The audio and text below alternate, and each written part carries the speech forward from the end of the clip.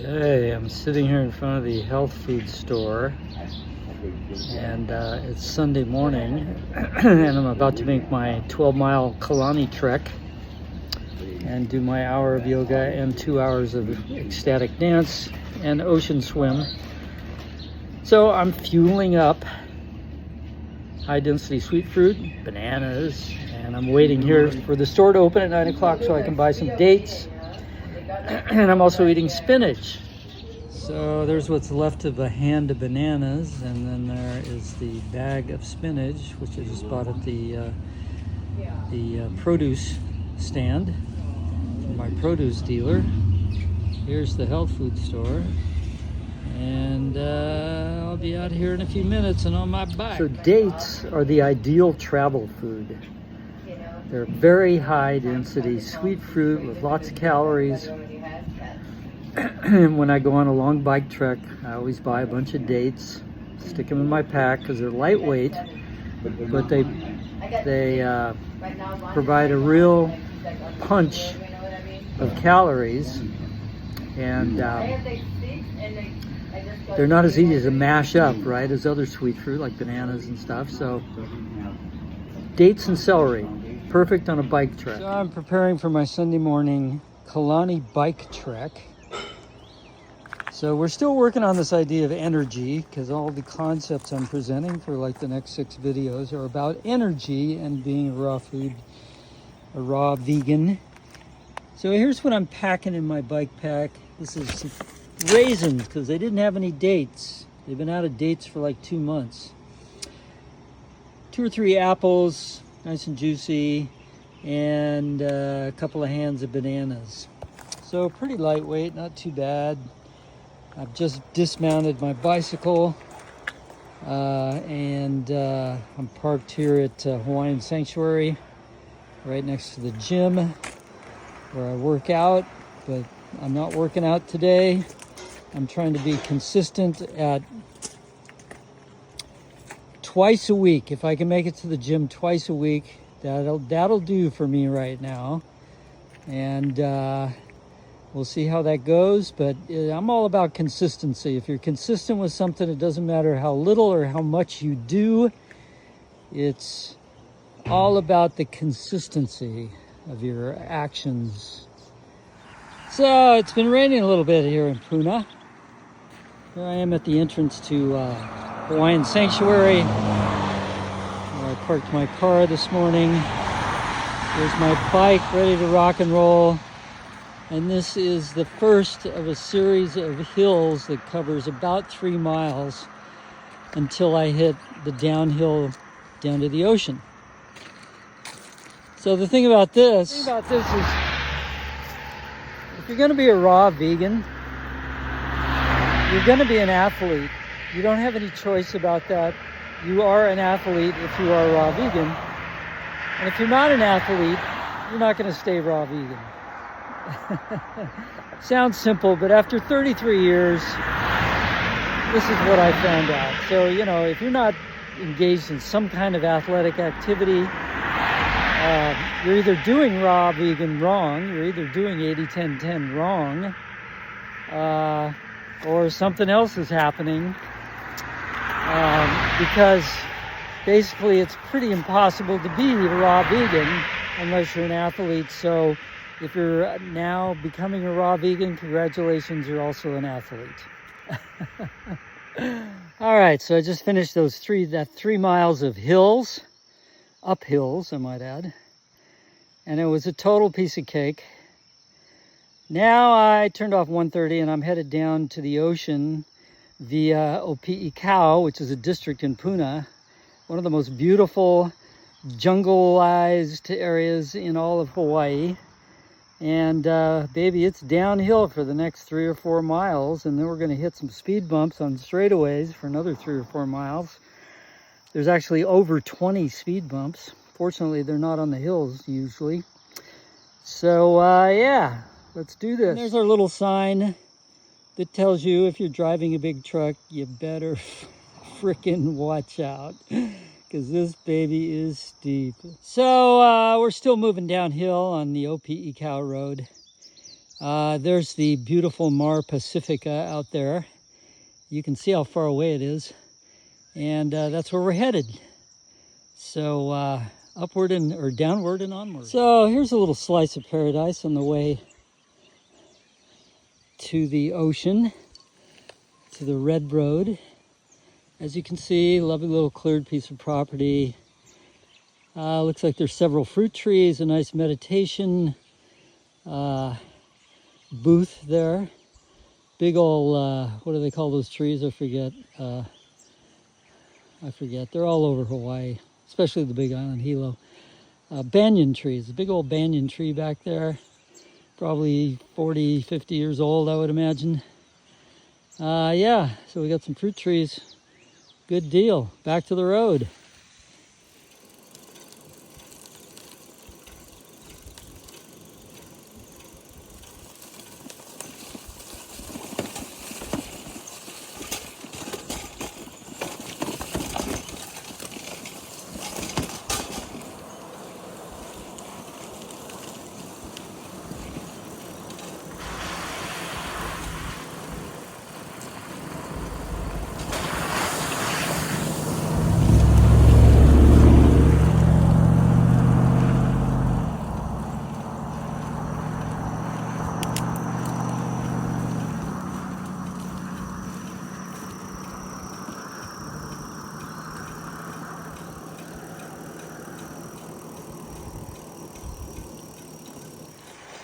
So, cruising along here. This is speed bump number 7. So I'm going to put on the brakes here because and I got squeaky brakes, so these hills can get very fast. And I don't trust this bike at high speed. I mean, I trust it, but you know, it's not built for racing, and I'm not a racer, so gonna take it easy. Oh, so this is OPE Cal. Here we come, coming up on speed bump number 8. I've seen maybe 2 or 3 cars so far. And we just go further down into the ocean, into the jungle. And there's a tiki for y'all. Little stand, a farm stand. Organic fruit and honey. Looks like all they got is papayas. And what is that? Noni? Is that noni? Papayas are $1 each. That's about par. Yeah, there's a whole bowl full of noni. Noni is very hard to eat. The best thing to do is to mash it up with green apples, and that cuts the flavor of it quite a bit. Let's peek through the fence here. Little homestead. That's what it looks like off the road. Except they got a garden of some sort. You know, the rural life. That could be a picture right out of Tennessee, I'm telling you. The green hills of Tennessee. Another nice, beautiful piece of property, fruit trees, cleared away. They spend a lot of money on mowing, I'll tell you. But they do have some nice fruit trees in here. Look at this old stone wall here, man. The Hawaiians, man, they really know how to build stone walls. Okay, this is speed bump number 14, I believe. That's what I like about this trek. You know how far you've gone by the number of speed bumps you've gone over. So at 14, we're about 2/3 of the way. Actually, whoa, I was wrong. My count was off. We are right already here at the Red Road. So I missed a couple speed bumps because last time I came through there was at least 20.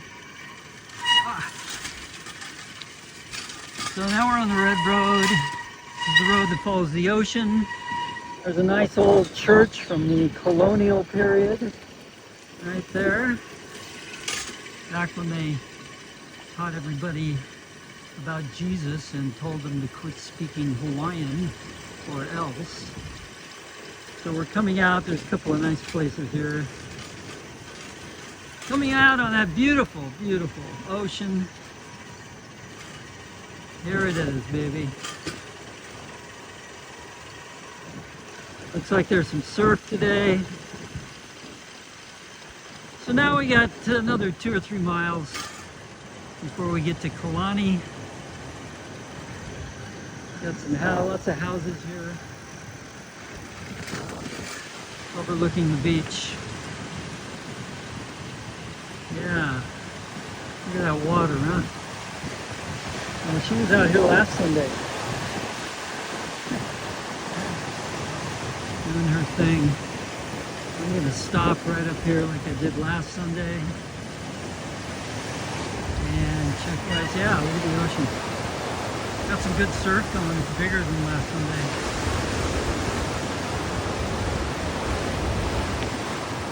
This area a lot is like, it's like Big Sur. I'm from California. I started going to Big Sur when I was like 16 years old. And this is Big Sur without the cold weather and the fog, although it does rain. But today, absolutely it's not raining. Area. We're almost to Kalani. Look at that ocean view. Unreal. 3,000 miles out there is the coast of what? On the east side, coast of California.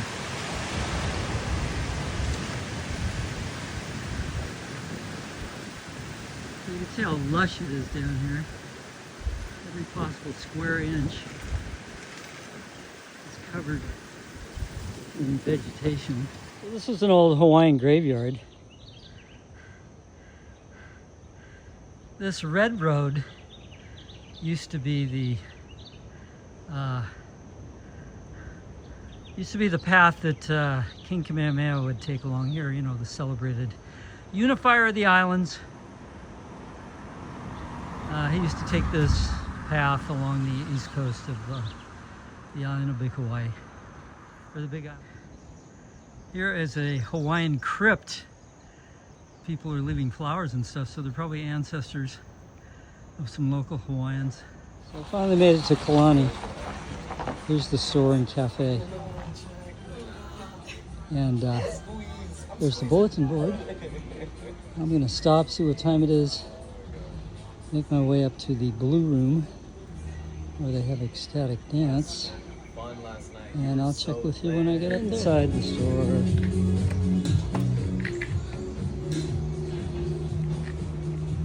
This is the outdoor eating area. Nobody's here. It's because I think they all went up to ecstatic dance. Look at that view. This place so reminds me of the Big Sur. Nepenthes, in a way, although there's not a lot of art. Like at Nepenthes, there's a shitload of art everywhere. So,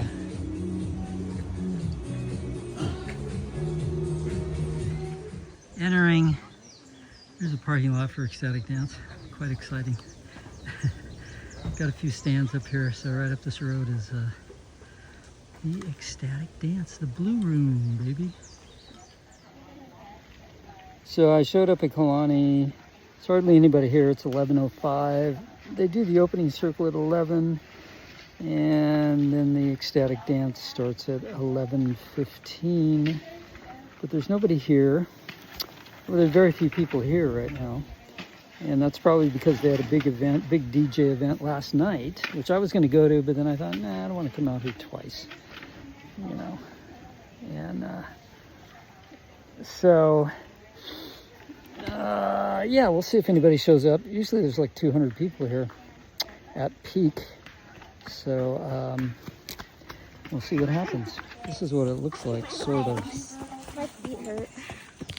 You can't really have cameras here, so I can't press my luck, but it's a big old overhang, huge room, and looks like they did yoga, but they're not doing much right now.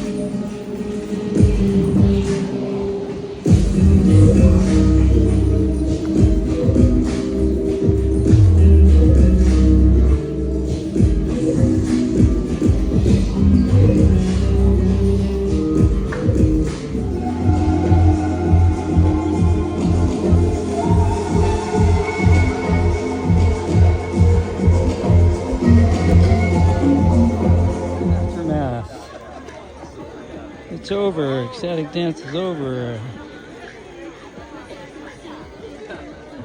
Off to the beach. So, just a quick comment about riding my bike here. How many other people rode their bike? 0. Now there's a community here fairly close by. I don't know how many people you would say live in Kalapana, but if they came from Kalapana, they're not riding their bikes. And the closest town is Pahoa. That's where I came from, 12 miles away. So nobody bothered even to ride a bike 1 mile to this.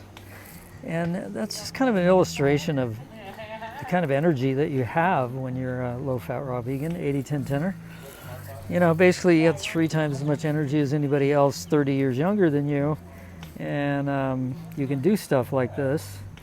And do it without stimulating yourself with anything from like caffeine to methamphetamine and everything in between. So I think that's a good illustration of the value of the lifestyle. And we should take it to heart.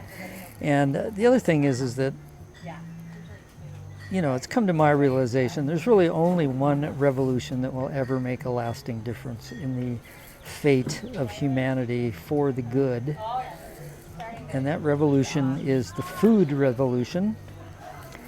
And every other revolution that's taken place in the history of humanity has maybe temporarily made things better. But since humanity's been locked into the herding culture mentality, that never changes. It just switches hands, and new people come into power and they become corrupt eventually, and the same thing occurs again and again and again. So any other kind of revolution is totally a waste of time.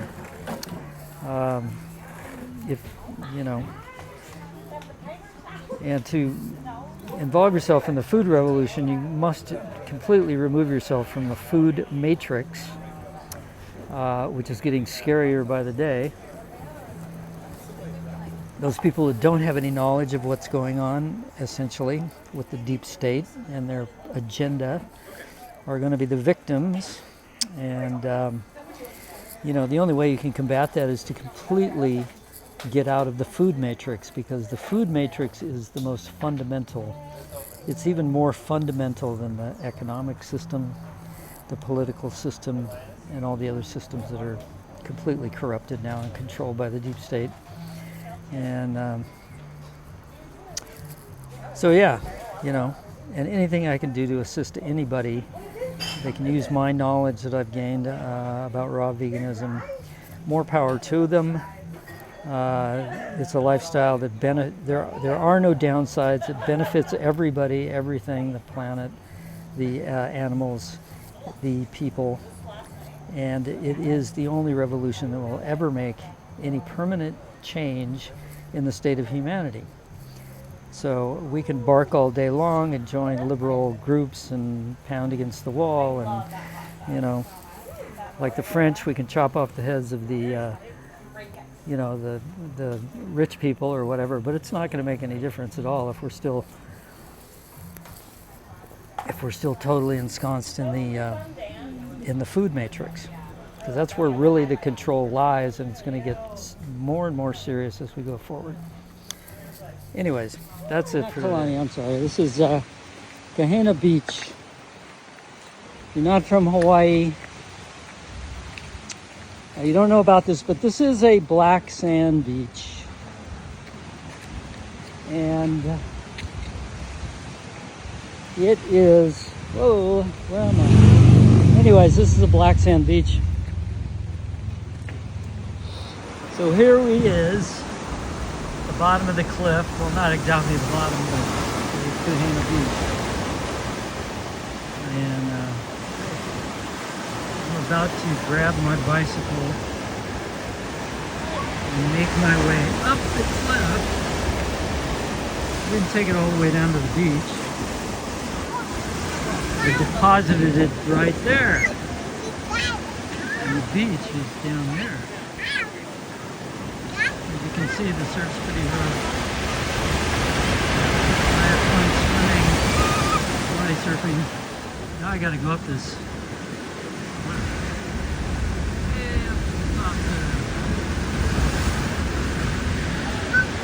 Pretty steep cliff. You can see that gives you a little perspective of how far up you gotta go. So here we go. Up to the drum circle. Can't think of a nicer place to get a flat tire. Look at the color of that ocean. But I punctured my tire on the way down the cliff somehow. Now that baby's flat, so I gotta fix it. This is as close as I'm getting to the drum circle as I'm gonna get. You can see it's quite an affair. It's a huge fair. And it's just starting, just getting cranked up. Since I have a flat tire, I had to catch the bus at Kahena.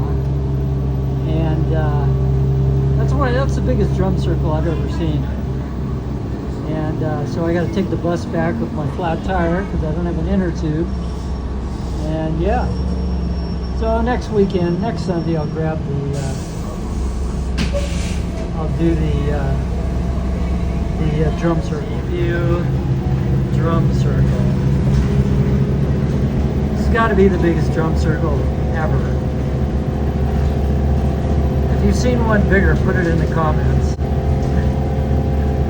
It's like a bloody fair.